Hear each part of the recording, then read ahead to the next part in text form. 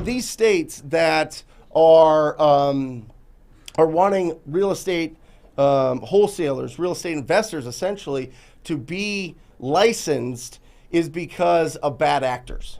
Okay, bad actors that go out there and they overpromise and underdeliver.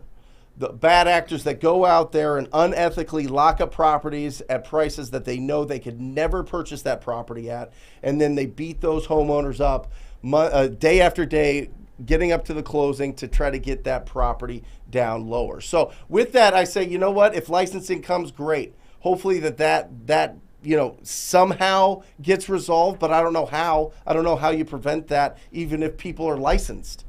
But let's just say that it just sweeps the nation, which I think would take 5 to 10 years, to be honest, for it to be a requirement to have a real estate license to wholesale real estate.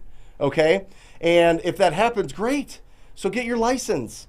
But Brent, I'm not good at school. I'm not good at studying. I just want to go. I want to be able to hustle right away. Fine. But if they put that hurdle in front, you have to play by the rules. You can't play outside of it. All right. But if it's not here, just what I'm saying right now is just wait to see what happens. All right. If you start hearing rumors and rumblings and things going on, then you can start making adjustments, and it's going to take year to 2 years for it to get implemented. Right? I mean, it's gonna take a while in most states. Some states just jam it through, but for the most part, it's gonna take a while to go through. And because of that, that'll allow you to set it up. And you can do a couple different things if this happens. Okay? Number one, get your license. Boom, easy. There you go. Number two, close on those deals.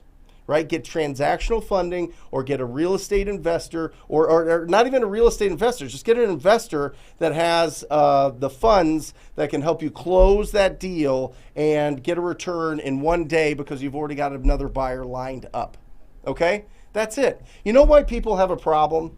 People have a problem with wholesaling for this reason. It's because you don't have to have money to make a lot of money. That's the truth. You don't. You can go out there and you can just by your own sheer effort, go out there, talk to people, have quality conversations, and make $20, $30, $50, $100,000. And people don't think that that's fair. That's not fair. You didn't even buy that property. You didn't even take the risk.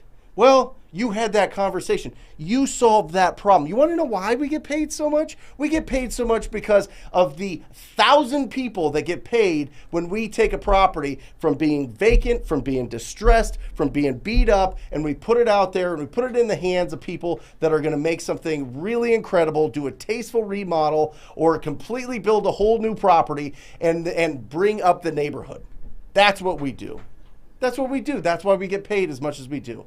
Other people don't want to do it because other people want to fix up properties. Other people have way too much responsibility running their construction crews and picking out their design elements and picking out the appliances and organizing and keeping those properties secure so everything doesn't get stolen and all of these things. They've got so many other things. Flippers have so many other things in their mind. Rental portfolio owners have so many other things in their mind besides marketing to the distressed property owners, and that's what we do. Also, Brent, most people don't want to deal with distressed property owners and their problems. Yeah. Right?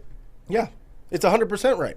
Not only that, well, listen, it's not only that, Mike, you know what else it is? Yep. It's the follow-up. Yeah. It's the follow-up because most people are used to when you call somebody up and it's a normal transaction, they answer or they respond or they need you for something. With distressed property owners, a lot of times, this isn't their fault. A lot of times they feel bad, Mike. Oh, yeah. They feel bad that they're in this situation. They feel bad that they don't know what to do. They feel bad to put this on somebody else, so they hide away. So we have to go and we have to peel back the layers of this emotional onion, and we have to make them understand that they can trust us, and we're going to help them with this process. That's what we do. That's what the successful, really successful superstars in this business do, is pull back that emotional onion, get to the core of it, understand what's going on. And a lot of people don't have the patience for that, and wholesalers do. So everybody out there watching this, Everybody out there that is making calls, knocking on doors, sending out mailers, putting out bandit signs, putting together websites, following up with all these distressed property owners, I salute you. I really do, because I think you're incredible, and I think that what we do is incredible, and I think that without us, there would be a whole lot less properties out there getting turned around and getting renovated. And they say that there's a shortage of properties. There's 14 million vacant. 14 million properties vacant. I'm sorry, 11 million properties vacant. 14 billion in unpaid property taxes, and we're out there helping these people out and finding it. Are there some bad actors? Absolutely. But we don't have to be that, you know, and if legislation comes along, we live in this land, right? Those are the rules that we live by, and that's what we got to abide by. So you either close on those deals or you get a license. If you operate out of fear that something's going to happen, or if you're preventing yourself from going after your real estate goals, your real estate dreams, of building up a portfolio and having that portfolio pay your lifestyle through passive income, whether it be rentals, whether it be commercial properties, whether it be land, whether it be Airbnbs, whatever it is, if you're letting this prevent you, let's just destroy that right now. Let's break whatever's going on inside your brain that's saying, well, I don't know if I should get into wholesaling because, you know, what if they make me get a license? Then find an investor that'll help you. Right? That'll cover the cost. That'll cover the purchase, right? Or get your license. But I don't think it's going to happen for 5 to 10 years, all right? I mean, we've got a video here. I'm kind of hesitant to play it because it's like 3 minutes long, and to be honest, it's not really that exciting. So what I'm thinking is, you know what, let's not play it live here. Let's put it as a link. Guys, let's put it in a link. It is the senior counsel for the National Association of Realtors, which I think did a phenomenal job. And he talks about what wholesaling is and what it means as a real estate agent. The main lawyer, right? The main lawyer. Yeah. Yep, the main lawyer. We're going to put it in here. He did it in 2019. Listen, I like the National Association of Realtors. They're a huge lobbying group. They might be the biggest lobbying group in the country. All right? They do a fantastic job, and for the most part, you know, Mike and I have been licensed since '04. They've really kept it clean. They've kept the industry really, really clean. So I don't mind them stepping in here and making it so that you have to get a license. But what I'm saying is, if your fear is that you have to get a license and you don't want to start wholesaling, you're missing the boat. You're missing the boat. So a couple things, Brent. So wholesale. So one is wholesaling is not illegal, right? 2, some states may choose to require wholesalers to get a real estate license. 3, if they do, then the wholesaler has 2 options. They can either get licensed, which is not a big deal for the most part, or they can close on the deals with either their own money or go find somebody with money. Which, by the way, we did that for a lot of years, buying stuff at auction. We didn't have the money, so we had to talk to people, find somebody that had the money, and split up the deals with them. You know, that was it. That's it.